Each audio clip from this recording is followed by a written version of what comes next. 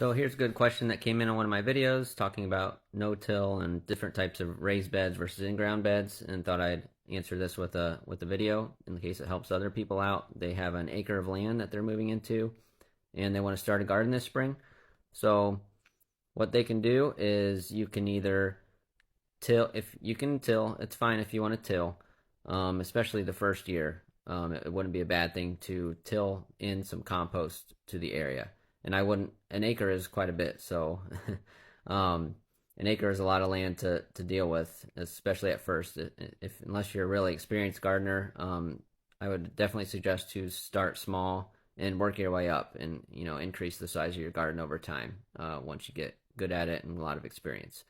But if you want to till a piece of that land and till in, I would till in some compost if you're going to till. So get some compost incorporated into land, depending on how good the soil is. But till in that compost or not. If you don't want to till in compost, that's fine. You can just, and another optional step is to put down some newspaper or cardboard. So what that does, just right on top of any weeds or grass that's there. That will just suppress those weeds and grass, kill them off, and just prevent some new weeds from coming up in the spring.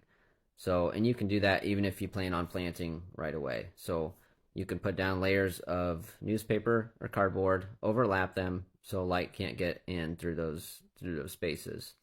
And then what you can do is I would put a layer of compost on top of the cardboard or newspaper. So a layer, a couple inches of compost. Now it might be hard to find that much compost for that large of area, but if you're starting small, just find a good source of compost and layer that on top of the newspaper or cardboard. And then on top of that, you can cover up that compost with some wood chips is what I would recommend, or some type of mulch. Then when you go to plant, you would be don't mix in the wood chips into the compost or anything. Layer that on top. And then when you go to plant, you can plant right into that compost.